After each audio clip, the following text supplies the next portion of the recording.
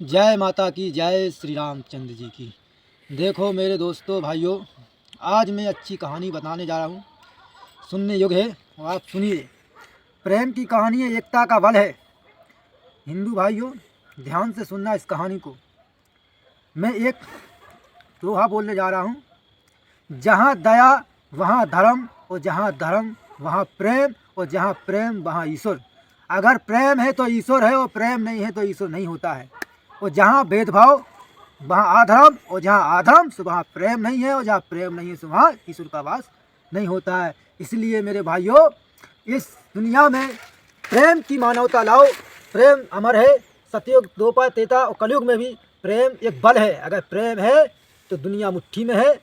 प्रेम से बड़ा कुछ नहीं है, क्योंकि प्रेम सब कुछ है। इसलिए मेरे भाइयों, सनातन धर्म जो होता है, जो हिंदू धर्म है, ये सतयुग से सनातन धर्म चलाया है, चारों युगों में आया है। और जो मुसलमान धर्म है वो इस्लाम धर्म बनाया गया हुआ है। क्योंकि सनातन धर्म शुरू से नारायण अवतार लेते आए हुई है। जब जब इस धरती पर अत्याचार राक्षसों ने जन्म लिया है और शैतान की शैतानी मचाई हुई है, तब तब नारायण ने अवतार लिया है। लेकिन कभी सुना है कि अल्लाह ने जन्म लिया है? नहीं लिया है। इसलिए नहीं लेते हैं क्योंकि उनका इस्लाम धर्म बना हुआ है, बनाया हुआ है। मैं आज बताता हूँ कैसे इस्लाम धर्म बना हुआ है और बनाया किसने है।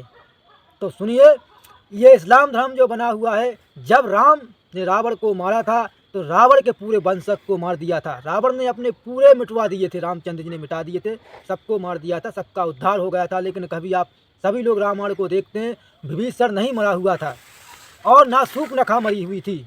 इसलिए जो राक्षसों के गुरु शुक्राचार्य थे, वहाँ शूर्पणखा पहुँची और शुक्राचार्य से बोली, हे गुरुदेव, हमारे भाई और सब पूरा दल खत्म हो चुका है और बस एक ही भाई बचा है, विभीषण। अब हम अकेले बचे हुए, हमको कोई राय दिखाओ, हमको क्या करना है और क्या करना नहीं है।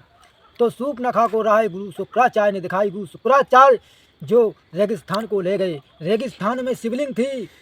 एक समय ऐसा था कि जब रावण शिवलिंग को ले जा रहा था तो नारायण ने ग्वाला बनकर उसको हाथ में थामा हुआ था। लघु शंकर रावण को आई थी तो 3 बार नारायण ने बोले, रावण मेरे को ये शिवलिंग भारी लग रही है, भारी लग रही है, भारी लग रही है। लेकिन लघु शंकर इतनी आई कि वहाँ नदी बह गई है। वही शिवलिंग जब वहाँ एक स्थान में रखी थी तो वहाँ जम गई, वहाँ फिर रावण ने हिला नहीं पाई है। उसी शिवलिंग को लेकर गए गुरु शुक्राचार्य, साउथ अफ्रीका में पहुँचे। और साउथ अफ्रीका में पहुँच कर वहाँ पर उनने जमा दी उस शिवलिंग को।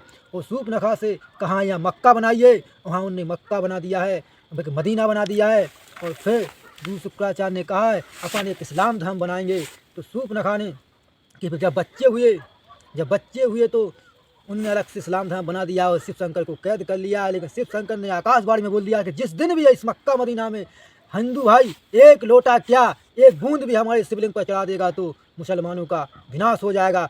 क्योंकि ये शूर्पणखा के वंशक हैं, राक्षस हैं, हिंदू राक्षस नहीं है। क्योंकि हिंदू सनातन धर्म से जुड़ा हुआ है। इसलिए मेरे भाइयों, हिंदू राक्षस नहीं है। मुसलमान अगर सुधर जाए और राम से प्रेम लगा ले तो बेड़ा पार हो जाएगा। जिस तरह विभीषण ने राम से प्रेम लगा लिया था तो उसका बेड़ा पार हुआ, ना वो मारा गया, बचा है।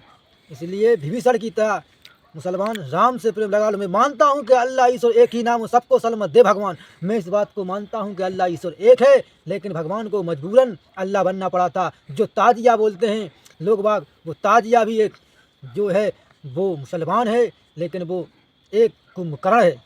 अब लोग ये नहीं जानते हैं कि ये कैसे ताजिया है, क्या हुआ। अल्लाह जो है वो कृष्ण भगवान है, मोहम्मदा पीर जो है वो शिव शंकर भी हैं, और जो हटीला पीर है वो हनुमान है। इसलिए उनने ये मजबूरन बनाना पड़ा ये धर्म। क्योंकि जब मुसलमान ज़्यादा उत्पन्न हुई, शूर्पणखा के ज़्यादा बच्चे हुए, तो इन्हें इस्लाम धर्म बना के तैयार कर दिया।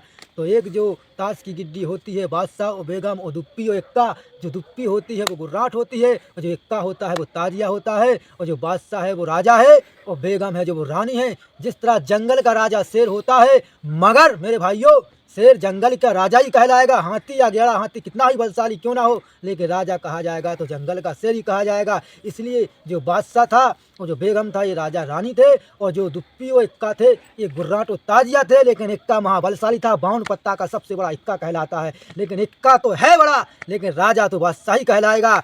जब बेगम और बादशाह दोनों राजा रानी घूमने जा रहे थे तो ताजिया अच्छा शरीर वाला था, वो वहाँ से निकल के चला गया। जब जा रहा था तो कोई मर्यादा नहीं की राजा की और मुंह छेंट कर सामने से निकल गया। तो रानी ने कहा, हे प्रभु, ये क्या है? तुम इस ग्राम के, इस नगर के राजा हो और तुम्हारी तो कोई मर्यादा ही नहीं है, ये क्या है? तो राजा ने कहा, अब वो ज़्यादा बलशाली है इसलिए वो डरता नहीं, वो निकल गया। तो रानी ने बोला, तो हम तुम्हारे साथ नहीं रह सकते हैं, हम उसी के साथ जाते हैं क्योंकि वो बलशाली है। जब इतना पानी चढ़ाया तो राजा गुस्सा आ गई और फिर वहाँ से राजा ने कही कि हो जा होशियार, और रानी ने अब घुड़सवारी की घोड़े पर और राजा ने की। वो दोनों निकल पड़े और जाकर राजा ने ताजिया की गर्दन को उड़ा दिया और गुर्राट को उड़ा दिया। इसी तरह देख रहा कि गुर्राट में जो घोड़ी होती है, घोड़ी का चार पैर होते हैं और जो मुख है वो लड़की का लगा हुआ है, क्योंकि बेगम ने उसको उड़ा दिया। जो ताजिया है 12 बजे रात के उसने काटा था राजा ने, इसलिए कहते हैं कि कत्ल की रात, मुसलमान कहते हैं आज कत्ल की रात है, जिन्हें हिंदू लोग दुख जाते हैं, छिप जाते हैं, क्योंकि बादशाह ने ही उसको काटा था। क्योंकि हिंदुस्तान से पाकिस्तान बना हुआ है और हिंदू धर्म से मुस्लिम धर्म ही निकला हुआ है। राक्षित थे मुसलमान और मुसलमान ही रहेंगे, हिंदू न राक्षित थे ना हैं। इसलिए हिंदू भाइयों से कहना है कि भेदभाव मिटाइए, क्योंकि भेदभाव नहीं मिटाओगे तो कभी भी हावी हो सकते हैं, इसलिए हावी हो सकते हैं। एकता बनाइए, भेदभाव नहीं बनाइए, प्रेम बनाइए, क्योंकि जहाँ भेदभाव है वहाँ अधर्म है और जहाँ अधर्म है वहाँ प्रेम नहीं है, सो भगवान नहीं है। इसलिए भेदभाव को मिटा दीजिए और एकता का बल खड़ा कीजिए। इसलिए एकता में बल होता है। जिस तरह आज हमारे देश में प्रधानमंत्री मोदी जी ने गुंडा राष्ट्र मिटा दिया है, राम राज मंदिर बना दिया है। मोदी जी ने, ये समझो को राम भक्त एक पैदा हो गया हमारे हिंदुस्तान में। जब जब अत्याचार होगा राम के ही भक्त ऐसे होते रहेंगे, प्रधानमंत्री बनते रहेंगे, और जब जब शैतानों का वास होगा तो नारायण अवतार लेंगे। ये समझो कि योगी और मोदी अवतारी है भगवान के।